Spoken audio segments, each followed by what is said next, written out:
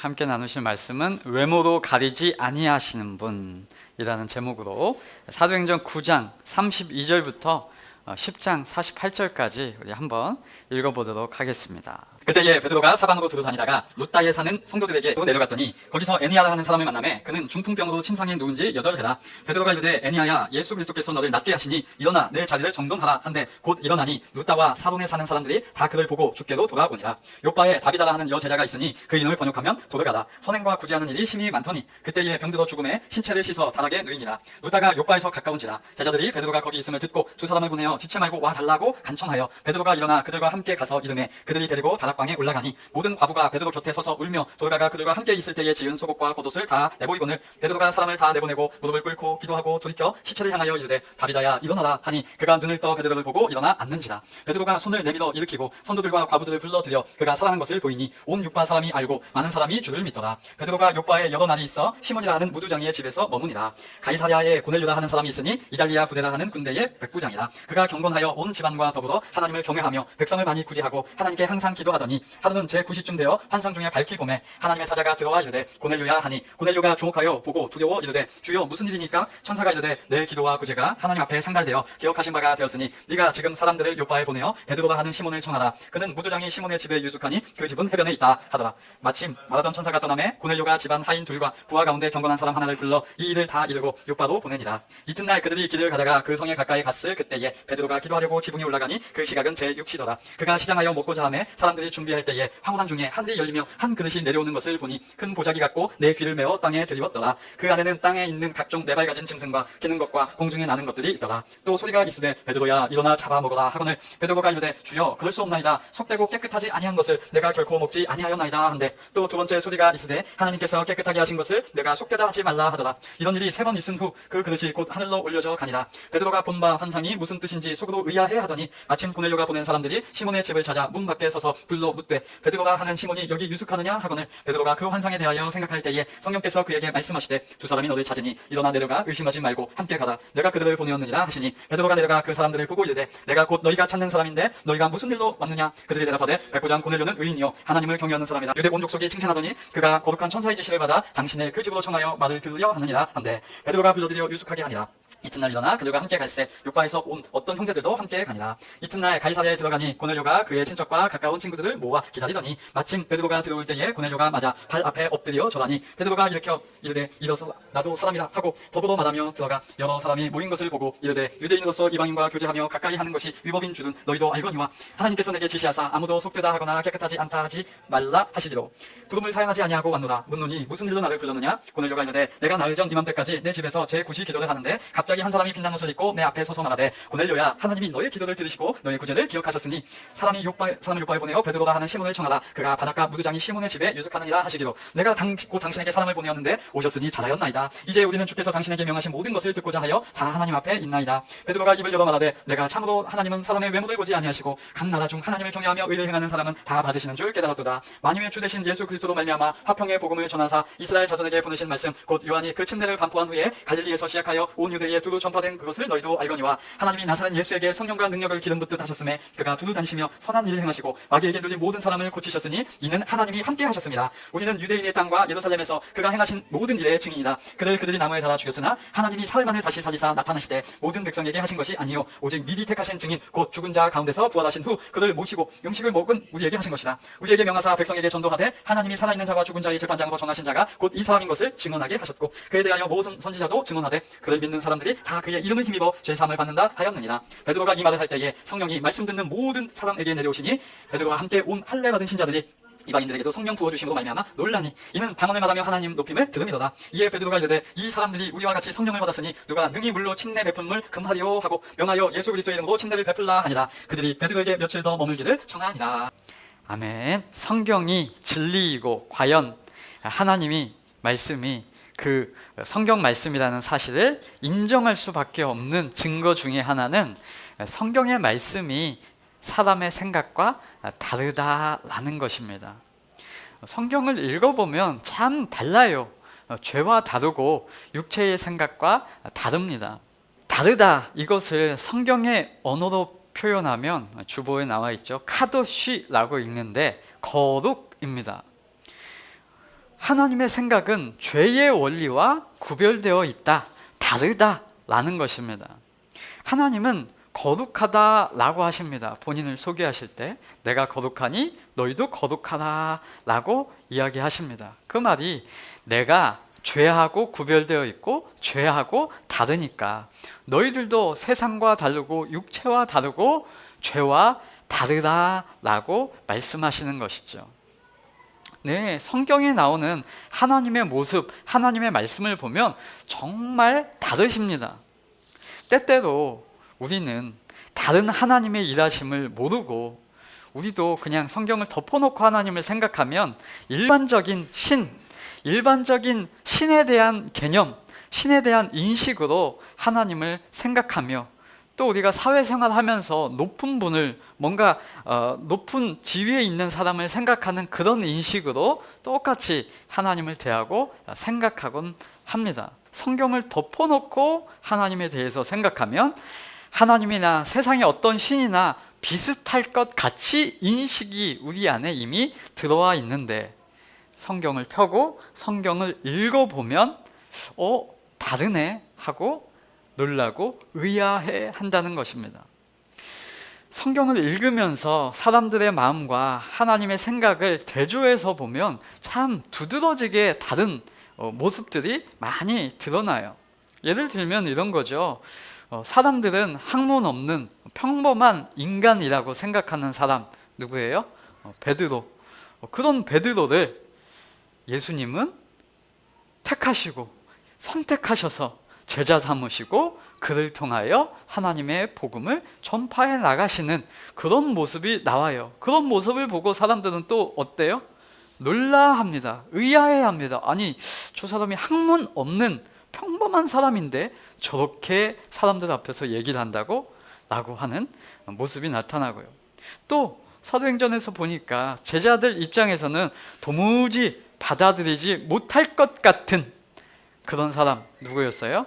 사도 바울 같은 사람도 은혜 주셔서 구원하시는 모습, 그거 우리가 지난주에 살펴보았습니다. 참으로 어느 누구도 내가 이렇게 잘했으니까 복 받았지, 내가 이렇게 했으니까 은혜 받았지 라고 자랑할 수 있는 사람이 없고 모든 것이 하나님의 은혜로 되어진 역사, 하나님이 인도해 주신 내용, 그것이 성경의 인간들의 생각과 다른 모습이다라는 것입니다. 여러분, 사울에 대해서 우리 시대적인 인식으로 볼 때 우리는 이렇게 말을 하기도 합니다. 사도 바울을 봐라. 야, 얼마나 열정이 대단한 사람이었냐. 하나님에 대한 열정이 아니었어도 그렇게 자기 일에 열정이 대단하고 또 성경을 얼마나 많이 쓸 만큼 학문적인 소양이 얼마나 크냐. 이런 얘기를 마치 하나님이 사용하시는 자격인 것처럼 생각을 사람들은 하지만 여러분, 이 당시에 들어가서 보면 사도 바울은 사도감이 아니에요. 제자들의 입장에서 생각하면 사도 바울 도무지 받아줄 수 없는 사람입니다. 제자들 집사님 하나 뽑을 때도 또 자기들과 같은 사도를 수를 맞추려고 뽑을 때에도 그들은 뭐라고 했어요? 예수님과 늘 함께 다니던 자여야 하고 또 성령과 지혜 충만해가지고 그런 사람이어야 한다라고 그런 조건과 그런 것들을 내세웠던 이 제자들의 입장에서는 바울이 사도가 된다고? 뭔 소리요? 아니, 유익이 되기는커녕 오히려 해를 끼치는 사람이요, 사도감 전혀 아니다라고 생각할 사람이죠. 사도 바울이 스스로 말한 것처럼 자기가 뭐라고 얘기를 해요? 나는 죄인 중에 괴순이다. 이 말이 자기를 낮추는 겸손한 표현이 아니고요, 실제예요, 실제. 사도 바울의 입장에서는 제자들이 자기를 인정해 주는 것, 이후에 인정해 주는 것 자체가 은혜죠. 와, 나는 죄인 중에 괴수입니다. 이거 예수 믿는 사람 잡으러 다녔던 놈입니다. 나는 사도감도 아닌 겁니다 라고 스스로를 아는 겁니다. 그런데 그런 자를 누가 사용하시더라? 누가 부르시더라? 누가 변화시키시더라? 네, 하나님이 만나시는 그 근거가 어디에 있습니까? 그 사람에게 있습니까? 아니죠. 오직 하나님에게, 하나님의 은혜라 라고 하는 것, 그것밖에 말할 수 없는 겁니다. 그 하나님의 사랑 안에 저와 여러분도 있다는 사실이 정말 감격하고 감사할 일이라는 것입니다. 베드로도요, 여러분, 우리가 베드로를 설명할 때 온갖 여러 가지 포장들을 해주려고 해요. 베드로 얼마나 적극적인 사람이었냐. 베드로 불렀을 때 이것저것 다 재고 따지는 사람이 아니라 그저 하나님 말씀에 즉시 순종하는 사람, 그물을 버려두고 집 버려두고 예수님을 쫓아가는 그 모습 얼마나 훌륭하냐라고 우리는 포장을 하지만, 아니요, 그 당시 베드로 근본적으로 생각해보면 베드로도 똑같은 죄인이에요. 베드로하고 유다를 여러분 한번 객관적으로 놓고 살펴보면 큰 차이가 있는 것 같지만 아니요, 그렇지 않아요. 둘 다 죄인 출신이고요, 둘 다 스승을 배반하는 자입니다. 유다가 스승을 돈 주고 팔아 넘겼다면 베드로는 저주하면서 3번이나 부인했던 사람입니다. 3번이나 부인하며 저주했던 사람임에도 불구하고 사도가 된 것이다 라는 것입니다.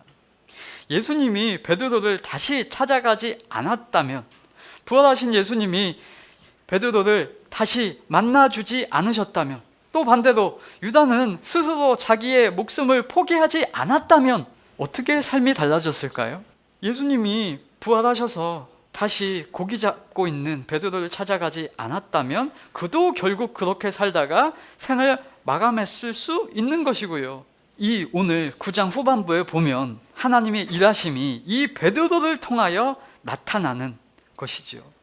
병자들이 또 심지어 죽은 자도 살아나게 하시는 그 하나님의 일하심을 베드로가 경험하게 될 수 있도록 하나님이 그를 만나주시고 그에게 능력으로 일하시더라. 그것이 하나님의 은혜라는 것을 베드로도 기억하고 우리도 기억해야 한다라는 것입니다. 사울의 경우도 같지요. 그리스도인을 핍박하던 자가 사도로 부르심을 입은 이러한 성경의 내용은 하나님의 원리, 은혜를 설명하는 내용입니다. 복음은 우리의 조건에서 출발한 것이 아니다. 인간의 자격 때문에 보상으로 주어지는 것이 아니다. 그것이 세상과 다른 하나님의 거룩함, 세상의 원리와 다른 하나님의 은혜, 그 거룩하신 일하심이다 라고 성경은 설명하고 있다는 것입니다. 그것이 오늘은 이 고넬료라는 사람에게 내려주신 은혜를 통하여 하나님의 은혜가 또 드러나게 됩니다. 어떤 사람은 오늘 본문이 사도행전의 핵심을 말하는 그 구절이라고 얘기하고요, 또 어떤 이들은 오늘 본문이 있음으로 인해서 오늘 본문을 고맙게 여겨라, 왜냐하면 이 본문이 있음으로 우리 한국 사람들도, 이방인 저와 여러분에게도 복음이 전파되는 시초가 되는 획기적인 사건이라고 설교하기도 하시더라고요. 그도 그럴 것이 오늘 사건 이후 12장 넘어서부터는 이제 사도 바울의 이방 전도가 이제 이방 지역에 가면서 사도행전 끝까지 펼쳐집니다.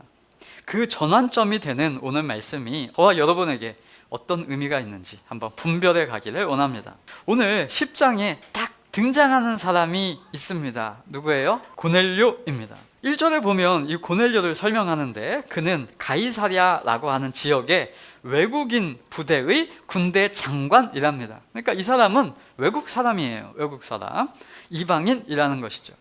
그런 고넬료에 대해서 우리가 가지고 있는 번역이 이렇게 설명합니다. 2절, 그가 경건하여 온 집안과 더불어 하나님을 경외하며 백성을 많이 구제하고 하나님께 항상 기도하더니 입니다. 데살로니가 전서에 나오는 항상 기도하다가 이미 진행하고 있는 사람이에요. 그죠? 이 구절을 읽으면 와, 대단하네? 이런 자는 하나님의 복을 받을 만도 하지. 역시 하나님을 만나려면 어떻게 해야 돼요? 항상 하나님께 기도하면서 살아가야 합니다 라고 하는 그런 인식이 자동으로 들죠. 그런데 우리가 이 구절을 읽고 이상해야 합니다. 한 장 전에 등장했던 사도 바울과는 딴판의 모습이기 때문입니다. 말 그대로 사도를 삼으면 여러분 사도 바울을 삼아야 돼요? 고넬료 같은 자를 삼아야 돼요? 성경의 표현대로라면, 제자들의 인식대로라면 사도 바울 같은 자를 받아주면 안 되고 이런 자는 당연히 받아줘야 되죠. 왜요? 경건하고요, 구제하고요, 항상 기도하는 사람이래요. 그런데 베드로의 모습을 딱 살펴보면 나중에 사도 바울은 사도가 되었고 이 사람은 안 가려고 하는 그런 모습이 나옵니다. 어떻게 되었는지 그 내용을 한번 비교해 보면서 흐름상 보는 것이죠. 이 구절을 읽으면 와, 대단하다, 이런 자는 하나님의 복을 받을 만도 하지라는 생각이 저절로 들 만큼 성경이 그를 표현하고 있다라는 겁니다. 그런데 조금 이상하게 생각되어야 하는 것이지요. 지금 복음이 세계 곳곳에 전파되기 전이기도 하고요, 뒤에 베드로의 모습을 보면 이방인의 집은 가려고도 안 하고요, 성령도 44절에 가야 이 고넬료의 집에 임하셨다라고 하는데, 지금 2절에서 성령도 받지 않은 그가 경건하다라고 나오고 온 지방과 더불어 하나님을 경외한다 하고 나오고 하나님께 항상 기도한다라고 하는 표현이 등장하더라 말입니다. 여러분, 어떻게 이게 가능했을까? 우리는 의아해해야 한다라는 겁니다. 복음이 아니고서는 하나님에 관한 내용이 나올 수 없고요, 성령이 아니고서는 인간이 의롭게 경건하게 되지 못한다고 성경은 이야기하고 있는데, 제자들도 성령이 임하고서야 나서 복음을 깨달았는데, 아니 어떻게 이 사람은 성령도 받지 않고 하나님에 대하여 경건하게 신실하게 이렇게 행하고 있었을까? 라고 의아한 것입니다. 그 내용을 하나하나 살펴보기를 원합니다. 지금 고넬료가 섬기고 있는 하나님이라고 번역된 단어는 무엇인가 살펴보면 헬라어로 테오스입니다. 테오스. 테오스는 기독교가 말하는 우리가 고백하면 하나님으로 번역할 수 있고요, 또 세상에 나오는 여러 신이라고 번역할 수도 있는 겁니다. 사전에 그렇게 나와요. 비슷한 사례로 구약의 히브리어를 보면 엘로힘이라고 하는 단어도 우리가 고백하는 적으로 엘로힘이라고 하면 여호와 하나님을 얘기하지만, 이방 사람들이 우리의 신이다 라고 말하면 그 엘로힘은 자기네들의 이방의 신들을 말하는 겁니다. 그래서 고넬료가 신에 대해서 말할 때는 우리말로 신이라고 번역하는 게 더 정확하다라는 것입니다. 제가 세상 사람들하고 제가 기독교인으로서 저는 신의 존재를 믿습니다 라고 말하면 그 신의 존재는 여러분은 뭐라고 이해하실 거예요? 아, 저분은 하나님을 믿지 라고 이해할 텐데, 제가 신의 존재를 저 중동에 가가지고 저는 신의 존재를 믿습니다 라고 하면 그 사람들은 자기들이 신 인정하는 그 알라, 그 신을 인식할 수밖에 없다는 것이죠. 고넬료가 이방인인데요, 이 이방인인 고넬료가 신께 기도한다 라고 할 때의 신은 기독교의 하나님이 아닌 어떠한 신일 수 있다 라고 하는 것입니다. 왜요? 지금 복음이 아직 전해지지 않았기 때문입니다. 학자들이 얘기하는 바 중에 하나는 이 사람, 이달리아 부대의 고넬료는 유대교 근방에 있기 때문에 유대교에 가까이 언저리에 있는 사람이다 라고 얘기하기도 합니다. 그러니까 100번 양보해도 이 사람은 복음적으로 하나님을 바로 알고 있는 사람이 아니라 유대교적 신을 인식하고 있는 그런 사람이라고 얘기할 수도 있겠죠. 하나님은 이들이 생각하는 어떤 테오스, 이방적인 신인가, 아니면 우리 여호와 하나님인가, 이것을 한번 분별해 가면 좋겠다라는 것입니다. 왜냐하면 그런 성경의 구절들이 많이 나와요. 한번 살펴보면 제사장이라는 표현도, 여러분 성경에, 구약 성경에 제사장이라는 말이 나옵니다. 이때 누구의 제사장인가를 잘 살펴보셔야 돼요. 제사장 그러면 다 하나님의 제사장이지, 우리는 이렇게 인식이 되어 있는데, 아니요, 미디안의 제사장도 나오고요, 우리 하나님, 여호와 하나님의 제사장도 나와요. 그런데 똑같이 성경은 제사장 이런 표현들을 쓰죠. 그리고 또 기도한다, 또 구제한다, 주여라고 말한다, 이런 표현들도 우리가 잘 살펴봐야 한다라는 것입니다. 그러니까 지금 이방인인 고넬료가 기도하는 신, 명확하게 하나님을 알고 기도한 것이 아닐 수 있다라고 얘기하는 것입니다. 지금 유대인들도 하나님에 대하여 잘 압니까, 모릅니까? 몰라요. 예수님이 왔는데 예수님도 알아보지 못할 만큼 그 이전에 또 왕정사를 살펴보세요. 여러분, 이 왕들이 하나님에 대해서 신실합니까? 아니요, 신실하지 않죠. 솔로몬부터 시작해서 이방 신들을 수입해서 숭배하기 바빴고요. 대부분의 왕들이 하나님과 멀고요. 이스라엘 백성들의 집에는 고고학자들의 표현으로 우상, 신상 하나쯤은 그 집에 보관하고 있을 만큼 신이 많았고, 후기에 이 하나님을 잘 섬긴다고 하는 왕들이 성전 개혁을 하고 성전 수리를 할 때에도 성전에서 뭐가 나왔어요? 온갖 주술품들, 이럴 성신에게 제사하는 용품들, 그릇들, 남창의 집, 이런 것들이 성전에서 나오더라. 하나님에 대해서 멀리 있었다라는 것입니다. 그런데 고넬료, 남을 잘 도왔다고 나오잖아요. 또 기도를 항상 했다고 나오잖아요. 라고 하면서 정말 신실하고 경건하다 라고 생각하면 안 된다는 것이, 여러분, 기도는 다른 종교들도 훨씬 더 철저히 잘해요. 시간을 맞춰가면서 기도합니다. 제가 미국에서 잠깐 유학하는 시절에 제 학급 친구 중에 하나가 사우디아라비아 출신이 있었어요. 밥을 먹고 있는데 갑자기 시간을 보더니 어딜 가요? 어디 가냐? 기도하러 간대. 밥 먹다가 그냥 시간이 되었대. 정해진 시간을 따라서 기도하러 가는, 다른 종교들도 그렇게 기도 철저히 잘합니다. 여러분, 구제를 했다. 구제도요, 기독교 아닌 사람도 구제 많이 하는 거 못 보셨어요?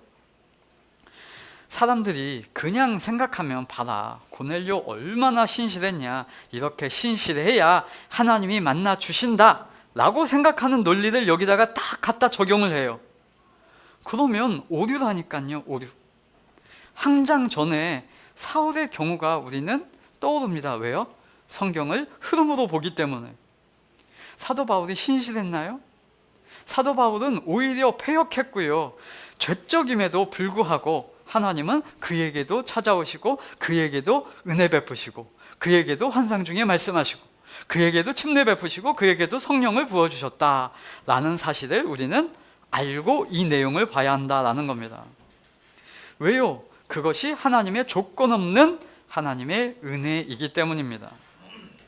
고넬료에게 하나님의 사자가 환상 중에 오셨을 때 두려워하면서 놀라면서 고넬료가 얘기하죠. 주여, 그러죠. 그러니까 우리도 기도할 때 주여 하고 기도하는데 이 사람도 주여라고 하네. 여러분, 이런 표현들도 아까 말씀드렸죠. 이 표현도 큐리오스라고 하는 일반적인 단어예요. 우리는 요즘 주여라는 표현을 사람들하고 쓰지 않잖아요. 회사 사장님한테 주여, 주인님 이렇게 안 하잖아요. 근데 이 당시에는 당연한 말이에요. 일반적인 표현, 선생님, 군주님, 윗사람을 의미하는 일반적인 단어 큐리오스입니다. 그러니까 뭔가 누가 딱 왔어, 환상 중에 누가 모르겠는 사람이 왔어, 그럼 당연히 선생님, 이런 단어라는 것입니다.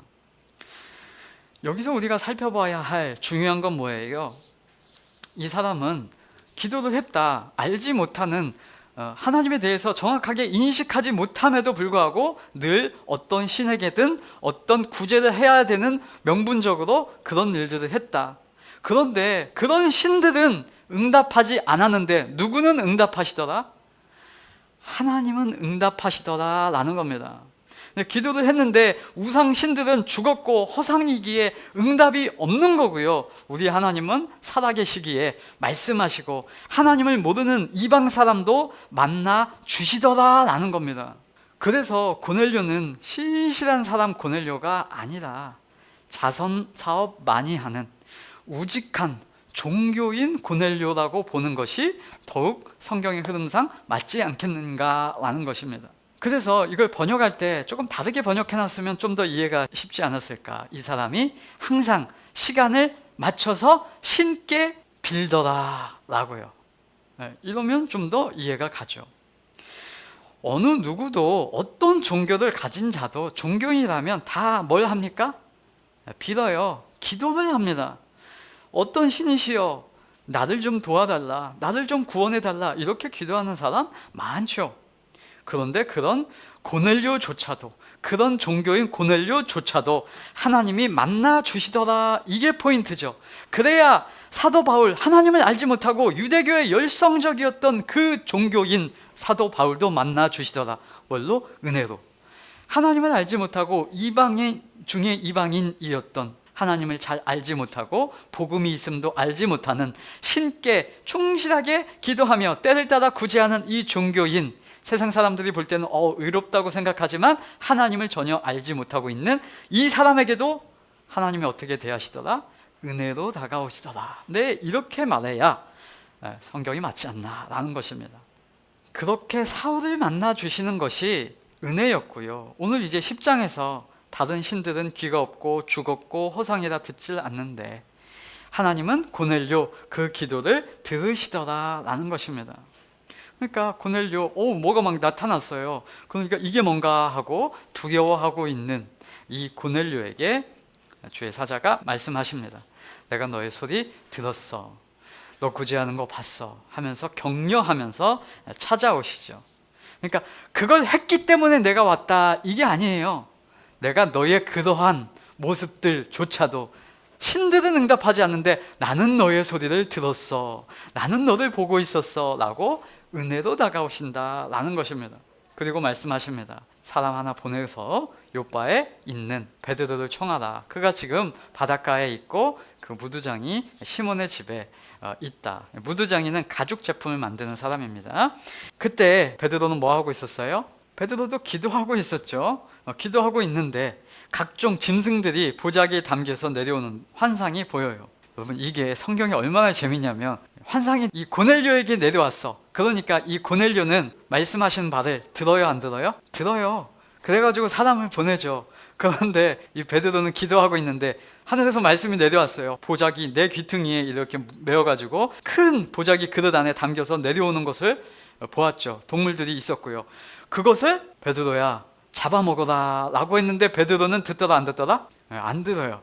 이게 참 재밌죠. 더럽습니다 라고 하면서 부정한 것을 제가 어떻게 먹습니까? 그런데 하늘로부터 음성이 내가 깨끗하게 한 것을 너가 더럽다고 하지 말아라. 네, 그것이 몇 번이나 반복되더라? 3번이나. 베드로는 3번은 말해야 되나 봐요. 베드로가 이 환상의 뜻을 알았을까요? 몰랐을까요? 몰랐다고 나오죠. 의아해하고 어리둥절해하고 있는데 성령께서 이제 또 그것에 대해서 설득해 주시고 또 설명해 주십니다. 19절, 두 사람이 올 거다. 내려가서 의심 말고 가라. 내가 보낸 사람들이다. 그럽니다. 그러니까 지금 베드로는 얼떨떨하고 있는데 그 사람들을 딱 만나니까 이제 이게 맞구나 하고 이해를 하는 거죠. 그래서 마중 나온 사람들이 하는 게 22절이에요. 그들이 대답하되 백부장 고넬료는 의인이에요. 하나님을 경외하는 사람이에요. 유대 온 족속이 칭찬하는 사람이에요. 그가 거룩한 천사의 지시를 받아서 당신을 그 집으로 청해서 말을 들으라고 했어요 라고 하면서 얘기하는 거예요. 자, 고넬료 종교심이 많은 사람이라고 했습니다. 구제하는 사람이라고 했습니다. 구제 많이 하니까 유대 사람들도 좋아하는 그런 사람이라고 했습니다.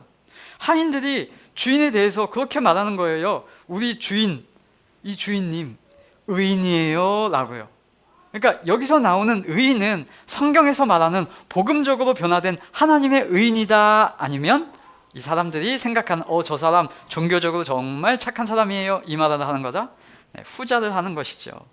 이웃들이 칭찬하고요. 그래서 천사가 와서 당신을 집으로 청하라고 했어요. 하나님 의인이라고 나온다고 해서 무조건 기독교적 의미일 거라고 생각하지 마시고 흐름을 봐보시면 지금 이 하인들은 자기 상관, 자기 주인 고넬료를 인간적으로 존경하는 거고요. 성실하고 덕 있고 세상에서 말하는 것처럼 저 사람은 법 없이도 살 사람이야, 주변에서 칭찬하는 그런 사람이라고 말을 하고 있는 겁니다. 이것이 하나님과의 관계성 속에서 의인이라고 말하는 것이 아니라 도덕적 공덕을 쌓고 구제를 많이 해서 사람들이 칭찬하는 그런 종교인이라고 하는 것입니다. 누구도 칭찬할 만큼, 예수 그리스도를 죽였던 유대인들이 칭송할 만큼 유대인들, 예수님이 유대인들에 대해서도 말했죠. 그들의 행위, 그런 것을 얘기하고 있죠. 그런데 그 선은 자신들의 공덕을 세워서 그걸로 인해서 그 의를 내세워서 의인이 되려고 하는 것, 그거 헛거다라고 얘기하신 그 모습을 얘기하는 것입니다. 그것만으로 안 된다라고 하는 것을 설명하려고 하는 거예요. 이렇게 법 없이도 살 사람인데 이 사람에게도 뭐가 필요하다? 복음이 필요하다라고요. 이것으로도 안 되더라. 그것을 성경은 설명하라고 이끌어가고 있다라는 것입니다. 자, 그런 것으로 의인이라면, 그런 것으로 된다면, 사람들이 칭송하는 선한 일도 된다면 베드로가 가야 할 이유가 있습니까? 없습니까? 없죠. 이미 의인인데, 그런데 하나님은 베드로를 보낸단 말입니다. 그렇게 해서 성령을 보내신단 말입니다. 왜요? 그 세상적인 착함, 도덕적 공덕으로 예수님이 말씀하시는 그 의로움을 이룰 수 없기 때문입니다. 하나님의 일하심이 고넬료의 착함, 선함의 근거가 되어서가 아니라 하나님이 깨끗게 하심으로 그가 깨끗게 되어야 한다라고 하는 것, 그것이죠.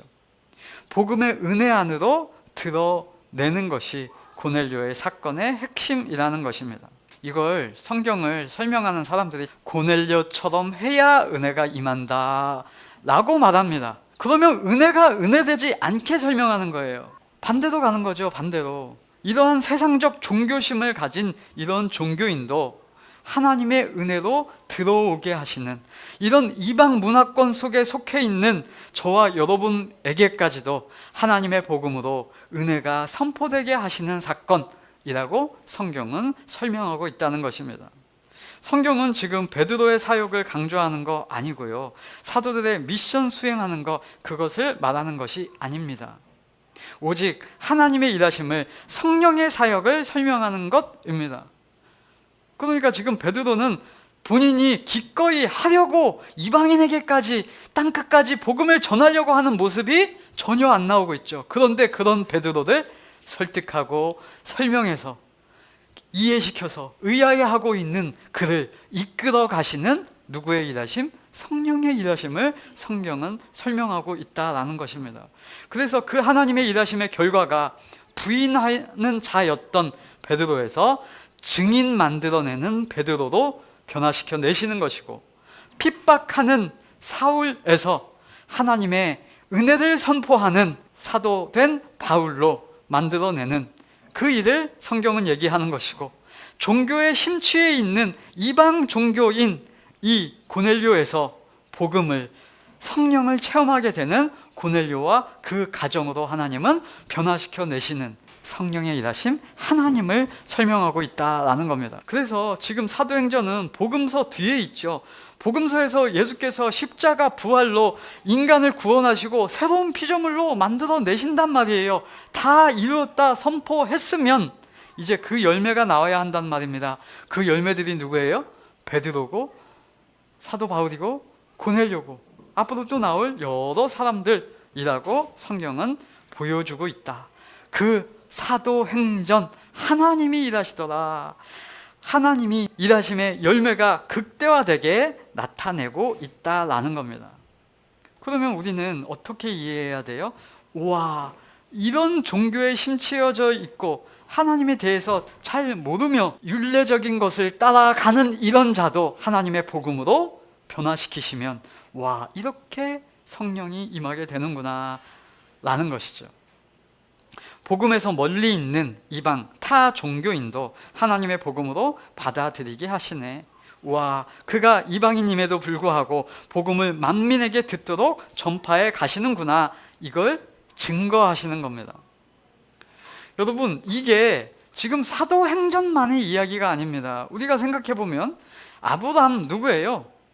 아브라함 아버지가 뭐 하시는 분이셨어요? 우상장수예요. 우상장수. 그런 사람의 아들에게도 하나님은 찾아오셨고요. 아까 얘기했던 이 모세도 지금 40년간 어디에 있었어요? 모세의 삶을 보면 40년간 이제 궁궐에서 살았죠. 그 궁궐에서 태양신이 보낸 자라고 하는 파라오 밑에서 아들로서 궁중에서 행해지는 여러 제사와 여러 궁중의 도법과 예법을 가지고 그 태양신을 섬기는 데에 그 자리에 이 모세 있었을까요? 없었을까요? 없으면 아들로서의 가치를 쫓겨지는 거죠. 그 자리에서 그 모습 다 인식하고 배우고 살아가던 모세, 그리고 또 이후 40년은 어디서 살까요? 누구 집에 장가가더라? 미디안의 제사장의 딸내미 십보다 그 집에 들어가는 거예요. 이 아버지가 뭘 하고 있었을까요? 미디안 종교를 행하고 있었겠죠. 이방 종교, 이방 문화권에 철저하게 임박혀 있는 이 모세를 하나님이 찾아가셔서 하나님이 은혜 주셔서 하나님을 경험케 하시고 변화시켜 내시더라.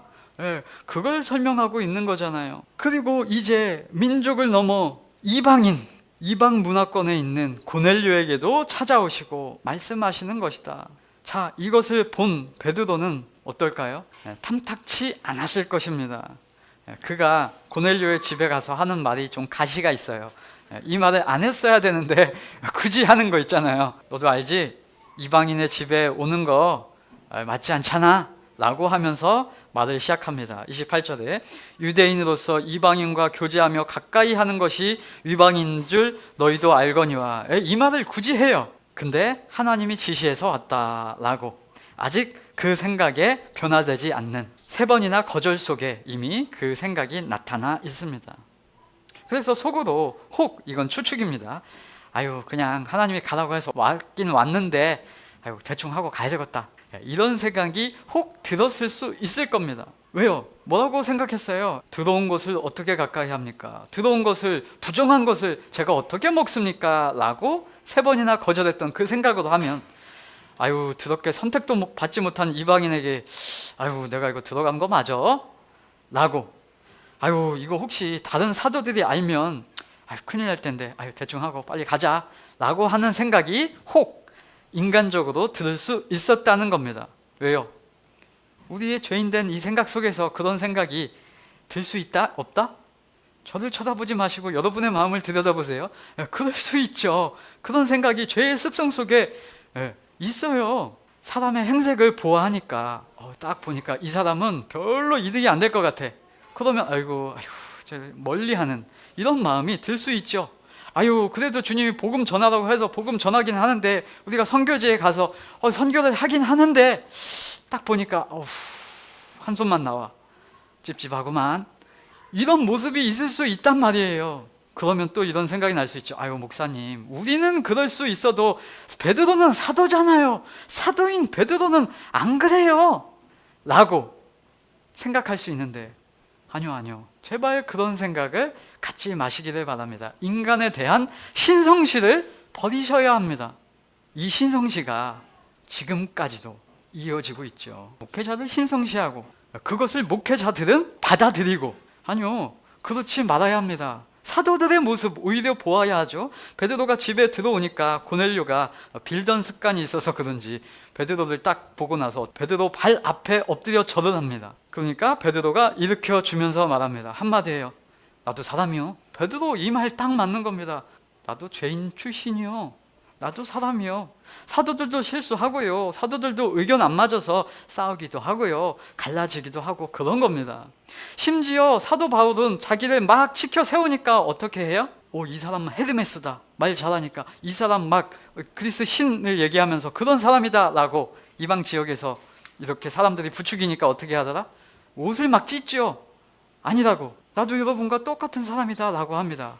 이 신성시에 대해서 성도들이 그렇게 할 거 아니고 목회자들도 그렇게 인식할 게 전혀 아니죠. 베드로가 이 찝찝함을 가지고 고넬료 집에서 복음을 전하니 이제 무슨 일이 벌어지는지 아십니까?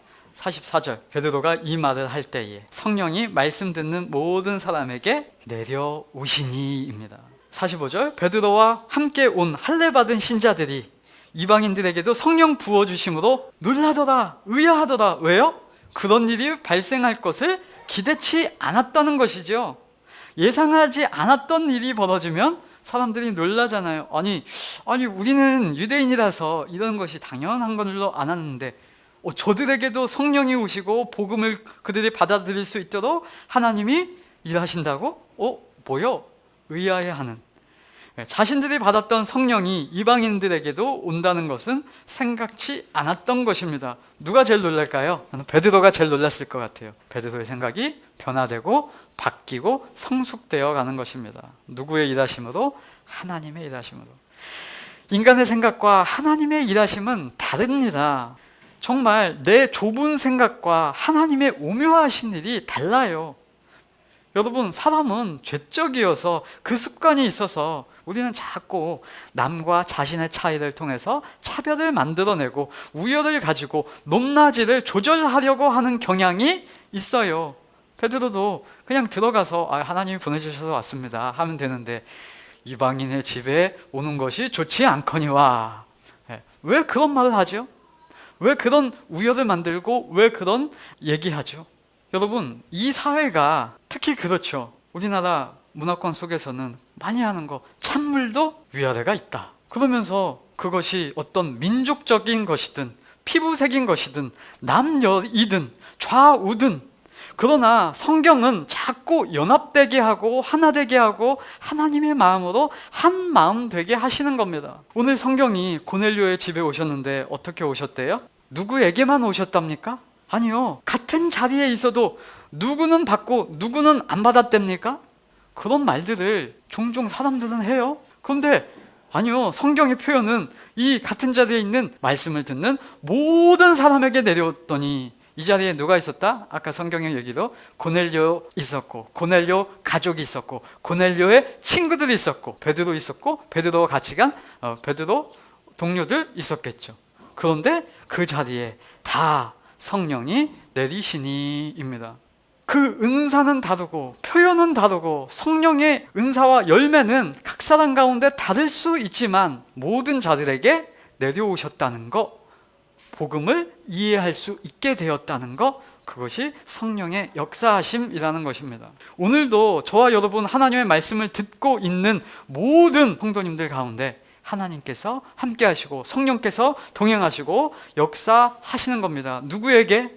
저와 여러분 모든 자에게. 혹시 피곤하여 졸고 있을지라도, 혹시 마음을 찝찝함을 가지고 왔을지라도, 혹시 하나님에 대해서 멀리 떨어지고 싶은 마음이 있는 그 자에게라도 하나님은 역사하시고, 하나님은 인도하시고, 하나님은 은혜 주시고 성령을 부어 주시는 것입니다. 제가 드리는 것이 아니라 성경의 약속이기에 더욱 담대히 선포할 수 있는 것입니다. 하나님에 대해서 죄인이었던 것, 이방인과 유대인이 다를 바가 없습니다. 성경에서 인간이 죄인 된 것, 유대인들은 의인이고 이방인들은 죄인이다, 이렇게 나누지 않습니다. 유대인이나 이방인이나 다 죄인이었습니다. 오히려 유대인들의 죄성을 우리가 더욱 적나라하게 알 수 있죠. 왜요? 그들에게는 하나님을 가르쳐 주시는 계시사역, 샘플로서의 그 사역이 있었잖아요.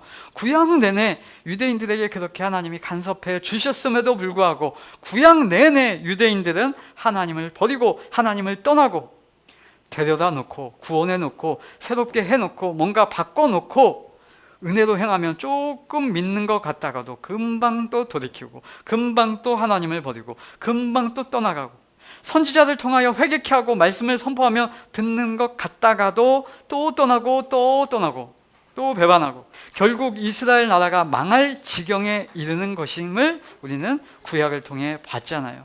또 이방인은 말할 것도 없죠. 죄인으로 하나님을 믿지 않았고, 유대인도 죄인으로 하나님을 잘 알 수 있는 계시가 있었음에도 불구하고 하나님을 배반하고 떠났습니다. 하나님이 유대인에게 찾아오신 이유는 유대인이 잘해서가 아니라, 율법을 잘 지켜서가 아니라, 구제하고 선을 행해서가 아니라, 선택받은 선한 민족이어서가 아니라, 국민성이 좋아서가 아니라, 그들 또한 죄인이었기 때문이고, 죄인은 하나님의 은혜와 복음이 필요했기 때문이고, 하나님의 복음이 그들에게 은혜로 내려줘야 그들이 살 수 있었기 때문입니다.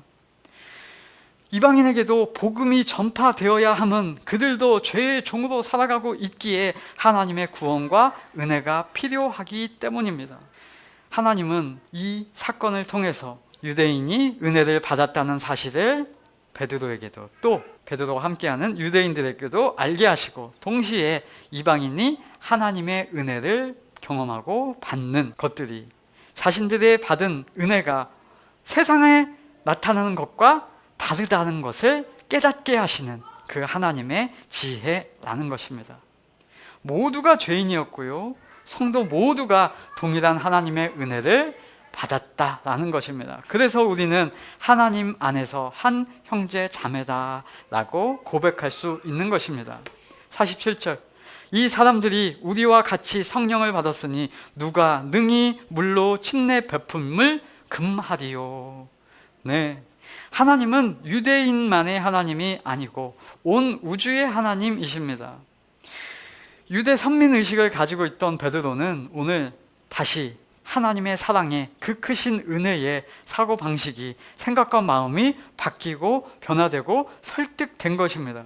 지난주는 그래도 유대인 중에 유대인이었던 자가, 그런데 예수 믿는 자를 핍박하는 자가 회심해서 받아주는 사건으로 한꺼풀 하나님은 이런 자들도 받아주시는구나, 변화되어지고, 이번에는 이제 일상 문화적으로 이방적으로 더럽다고 생각하는 그들도 변화시켜서 하나님이 은혜로 받아주시는구나를 베드로가 알게 되는, 그래서 저와 여러분까지도 이 하나님의 일하심의 목격자가 되게 하시는 것입니다.